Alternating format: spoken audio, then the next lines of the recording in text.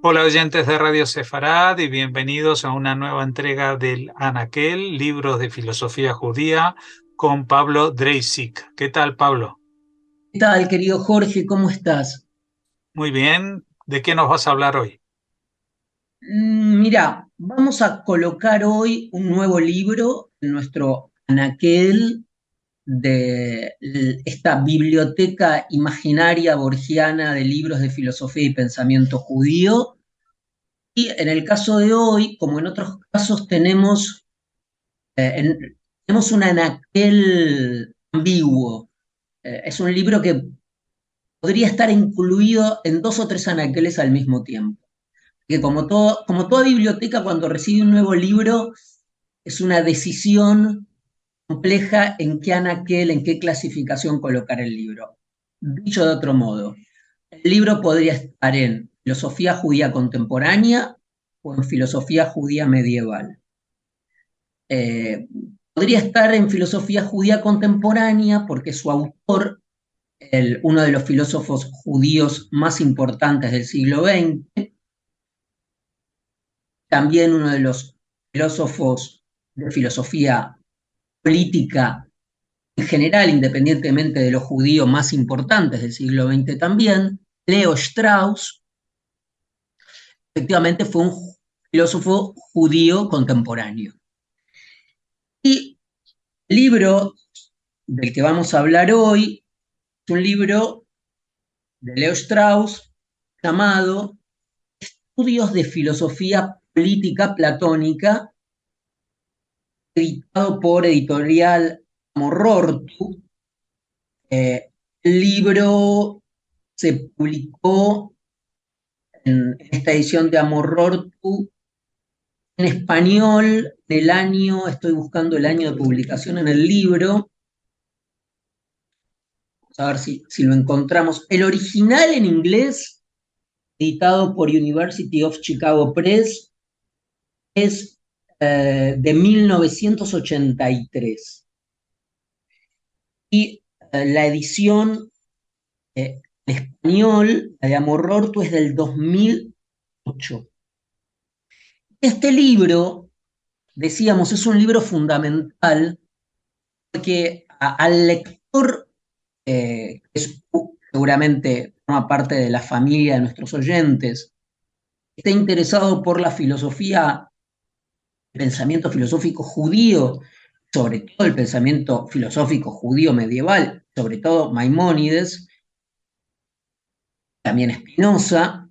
Este libro es fundamental porque contiene algunos trabajos fundamentales sobre el pensamiento de Maimónides y sobre el pensamiento judío en general, filosófico.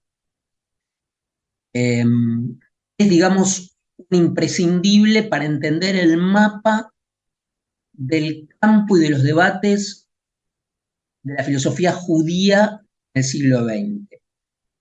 Digamos, como una pequeña introducción al tema, que el pensamiento de Leo Strauss es un pensamiento raro, es un pensamiento excepcional en cuanto los filósofos judíos del periodo de entreguerras de la década del 20, de la década del 30, cuando floreció Leo Strauss, en general tuvieron por decirlo de una manera genérica, un alineamiento eh, secular de izquierda, revolucionario, se consideraban ellos mismos, se autopercibían herederos de una tradición revolucionaria y secular. Walter Benjamin, Bloch, eh, la Escuela de Frankfurt, el propio Gershon Scholem, que se reconocía en una tradición política anarquista. Sin embargo, el pensamiento de Leo Strauss, como otras excepciones, como el de Karl Lowith, incluso el de Kantorowicz, y se ubican en un sitio conservador, en una tradición, digamos, no revolucionaria, ¿no? En este sentido, el libro que comentamos es interesante porque constituye el interior del pensamiento de Leo Strauss. Es un pensamiento sinuoso, un pensamiento eh, presenta cambios abruptos y un pensamiento difícil de colocar fácilmente en los casilleros tradicionales de la historia de la filosofía.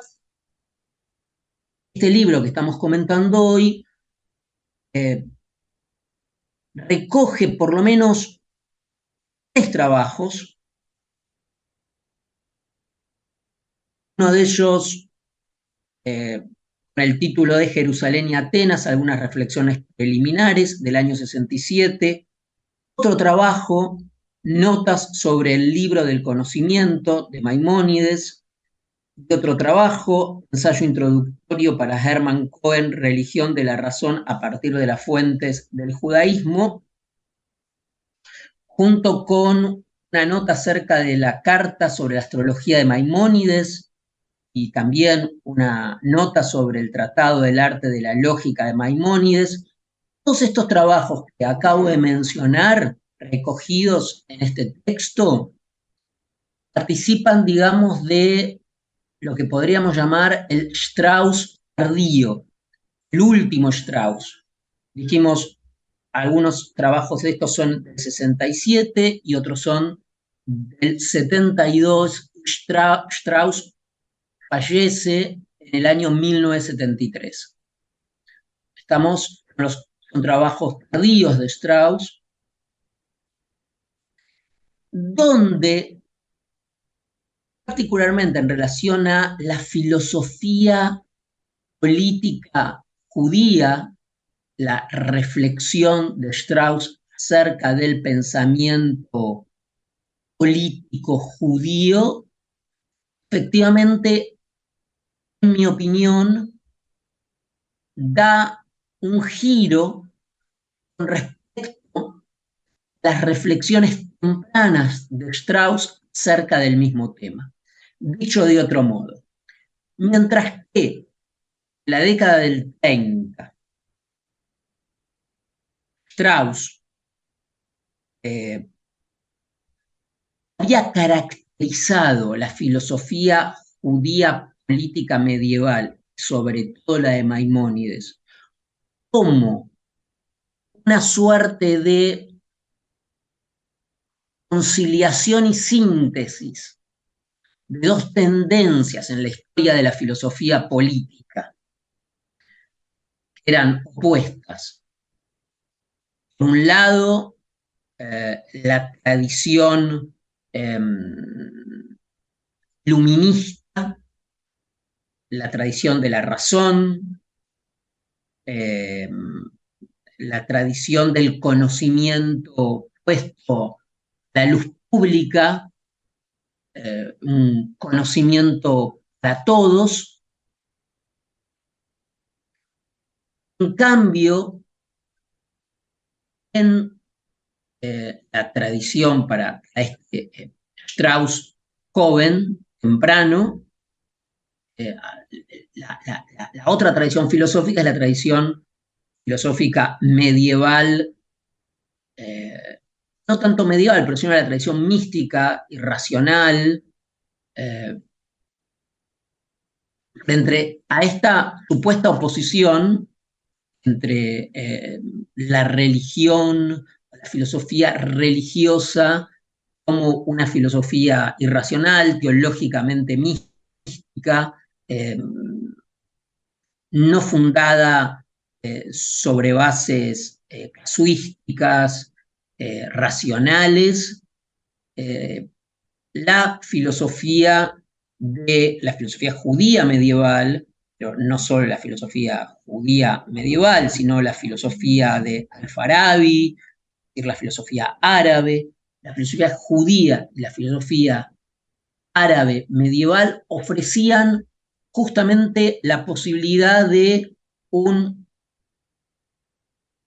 iluminismo medieval, un iluminismo teológico basado en la idea de ley.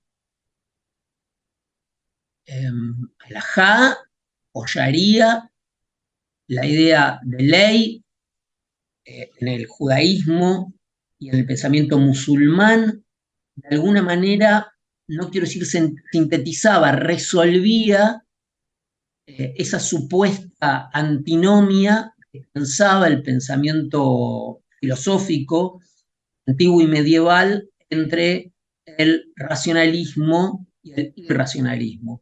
Es decir, la adhesión a la ley, la adhesión a la vida de la comunidad, la idea de la ley como no ofrecía una idea de la razón no fundándose en sí misma, sino fundándose en una instancia exterior. De este modo, como decía, se abría la posibilidad para el Strauss del año 35, de su trabajo sobre todo Filosofía y Ley, contribuciones de los autores medievales judíos musulmanes en Filosofía y Ley de 1935, Strauss creía que se abría una posibilidad de síntesis, de convergencia, de confluir del pensamiento religioso y el pensamiento racional, incluso un racionalismo encontraba una instancia de fundamentación mucho más seguro que no podía ser puesto en duda, como es en el racionalismo moderno, donde el fundamento todo el tiempo es revisado y puesto en duda.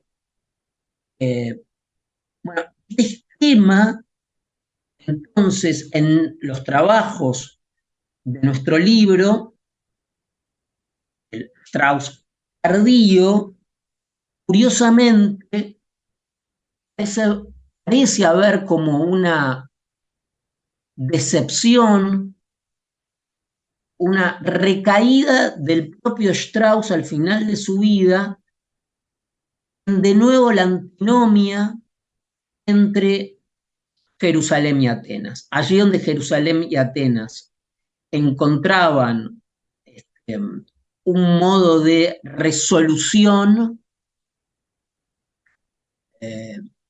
los trabajos tempranos, los trabajos tardíos, como el que nos ocupa ahora, vuelve a aparecer esta antinomia, sobre todo en el trabajo del 67, Jerusalén y Atenas, algunas reflexiones preliminares. Esto como una cuestión metateórica. Ahora, es brillante la exposición que realiza precisamente Strauss en el artículo del 67 sobre lo irreconciliable ahora entre estas dos tradiciones. Muy interesante porque en el artículo del 67 termina, voy a leer un párrafo de lo irreconciliable, ¿no? de convertir a la tradición judía y a la tradición filosófica, toda ella en dos paralelas que no se van a encontrar. Dice Strauss, este libro que estamos colocando en nuestro anaquel, según Sócrates, el hombre perfectamente justo, el hombre que es tan justo como sea humanamente posible, es el filósofo. Según los profetas, es el fiel servidor del Señor. El filósofo es el hombre que dedica su vida a la búsqueda del conocimiento del bien, de la idea del bien. Lo que llamamos virtud moral, solo la condición o el subproducto de esa búsqueda. A juicio de los profetas, sin embargo, no hay necesidad de buscar buscar el conocimiento del bien. Acá Strauss pone unas líneas de Miqueas que dice, en las que se lee, Dios te ha mostrado, hombre, qué es lo bueno, lo que el Señor te exige es actuar con justicia, amar con misericordia y caminar humildemente con tu Dios. Es decir, la cita de Strauss ha interdicto el acceso al bien en términos de búsqueda de conocimiento. Sigo con Strauss. De conformidad con ello, los profetas por norma se dirigen al pueblo, los profetas se dirigen al pueblo y a veces aún a todos los pueblos, mientras que Sócrates por norma se dirige a un solo hombre. En el lenguaje socrático los profetas son oradores, en tanto Sócrates entabla conversaciones con un hombre, lo que significa que le formula preguntas. Y es muy interesante finalmente porque al terminar este trabajo, Strauss cita la única excepción en que un profeta le habla a un hombre, no a los hombres. Dicho de otro modo, en que los profetas no son oradores, sino que el profeta actúa como Sócrates. Pero esto es una excepción.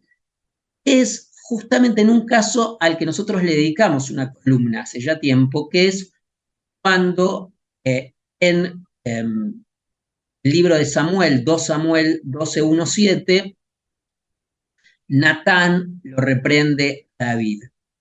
Bueno, es una cosa muy interesante, una nota, una perlita en el texto de Strauss.